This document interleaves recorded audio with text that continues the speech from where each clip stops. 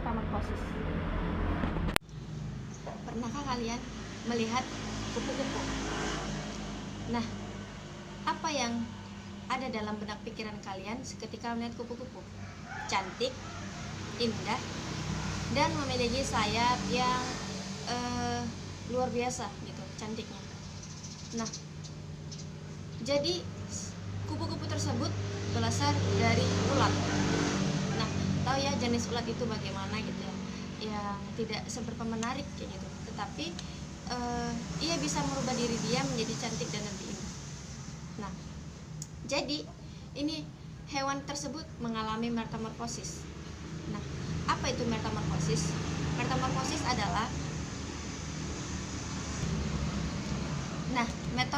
adalah suatu perkembangan hewan yang mengalami perubahan melalui bentuk tubuh atau dari suatu kelahiran.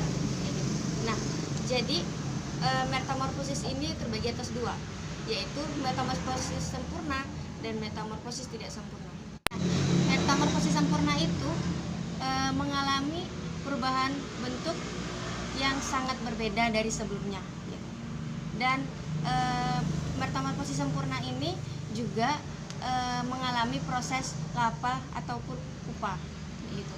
Sedangkan metamorfosis tidak sempurna dia akan mengalami perubahan bentuk yang tidak jauh beda dari sebelumnya dan tidak mengalami proses larva atau pupa. Nah, kita masuk bagian metamorfosis sempurna. Nah, hewan-hewan apa saja sih yang termasuk dalam metamorfosis sempurna itu? Nah, yang pertama itu ada kupu-kupu, kedua katak, dan ketiga nyamuk. Nah, dari ketiga hewan ini termasuk dalam metamorfosis sempurna. Kenapa? Karena dia mengalami yang namanya pergantian gitu kan. Misal seperti kupu-kupu gitu kan. Nah, kupu-kupu itu berawal dari telur gitu kan. Telur, ulat, kemudian kepompong dan menjadilah kupu-kupu seperti itu. Nah, nyamuk juga sama kayak gitu. Nyamuk juga mengalami proses metamorfosis apa yang dimiliki kupu-kupu. Dan kupu-kupu berkembang biak dengan cara bertelur. Nah, jadi telur ini gitu kan akan menetas selama lebih kurang 3-4 hari. Kemudian setelah menetas kupu-kupu tersebut akan menjadi ulat. Nah, disinilah gitu kan akan nanti menjadi ulat atau larva yang akan aktif mencari makanan gitu kan. Nah, setelah itu gitu kan ulat akan berubah menjadi pupa atau kepompong gitu kan, yang kepompong tersebut tidak bergerak ataupun melekat pada suatu tumbuhan atau dedaunan seperti itu. Dan kepompong tersebut akan berubah menjadi kupu-kupu yang indah seperti itu. Nah, selanjutnya kita masuk ke dalam metamorfosis sempurna pada katak. Nah, metamorfosis pada katak gitu kan. Yang pertama itu dia yang awal itu mulai dari telur, kemudian berudu, dan berudu berkaki, katak berekor, dan katak dewasa. Nah, jadi sama seperti kupu-kupu tadi kayak gitu kan, bahwasannya katak akan mengalami metamorfosis yang berawal dari telur. Nah, jadi katak itu bertelur melalui dalam air gitu. Nah, setelah katak itu bertelur di dalam air, maka telur itu akan berubah menjadi berudu. Nah, berudu ini gitu kan akan berubah menjadi kecebong dan dia akan bernapas menggunakan insang. Nah, setelah dia menjadi kecebong, maka dia akan menjadi berudu berkaki gitu kan. Nah, jadi berudu tersebut memiliki kaki gitu kan. Dan setelah menjadi berudu berkaki, maka ia akan menjadi katak berekor. Nah, jadi katak berekor ini gitu kan akan menyusul gitu kan, membentuk kaki dan tidak lagi menggunakan insang untuk bernapas.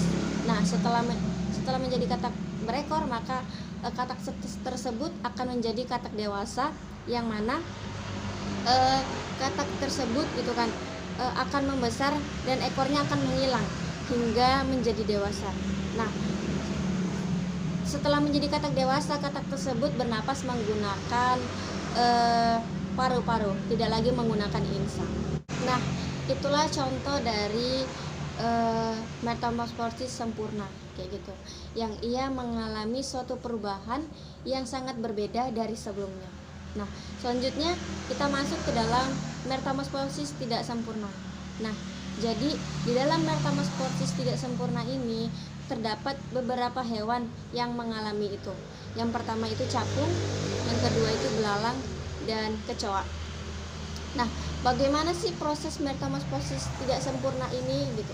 Nah, oke, langsung saja kita mulai. Yang pertama itu ada metamorfosis pada belalang. Nah, belalang ini bermetamorfosis awalnya melalui telur gitu ya. Telur, nimfa, kemudian belalang. Nah, setelah melalui proses nimfa, nah 35-40 hari nimfa tersebut akan berubah menjadi belalang dewasa, yang dimana belalang ini memiliki sayap dan sistem reproduksi yang matang dan siap untuk berkembang biak seperti itu. Nah, selanjutnya kita masuk ke dalam metamorfosis tidak sempurna. Nah, metamorfosis pada kecoa yaitu kecoa akan bertelur gitu kan. Nah, setelah mengalami fase bertelur, nah telur itu akan berdiam diri gitu kan dan menetas menjadi nimfa. Nah, setelah dia menjadi nimfa, maka akan mengalami bentuk gitu ya, bentuk tubuh yaitu pada kaki dan bagian tangan, bagian kaki-kakinya gitu kan. Nah, setelah itu dia akan menjadi kecoa dewasa pertama, yaitu dia akan membentuk sayap untuk bisa terbang seperti itu.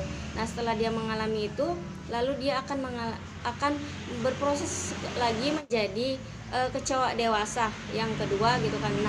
Nah, kecoa ini sudah bisa gitu kan, sudah aktif gitu kan, karena dia sudah memiliki bagian tubuh yang lengkap gitu kan. Nah, maka itulah yang terjadi pada kecoa kayak gitu. Nah, jadi metamorfosis tidak sempurna ini akan mengalami perubahan yang tidak jauh berbeda dari sebelumnya. Nah, itulah perbedaan antara metamorfosis sempurna dan metamorfosis tidak sempurna. Metamorfosis sempurna. Nah, kemudian belalang tersebut akan bertelur di dedaunan, pepohonan atau ranting-ranting pohon, atau bisa jadi di bawah tanah. Nah, belalang ini akan menghasilkan telur sebanyak 100-300 butir. Nah, setelah belalang bertelur gitu kan, telur itu akan menetas menjadi nimfa. Nah, nimfa ini akan mengalami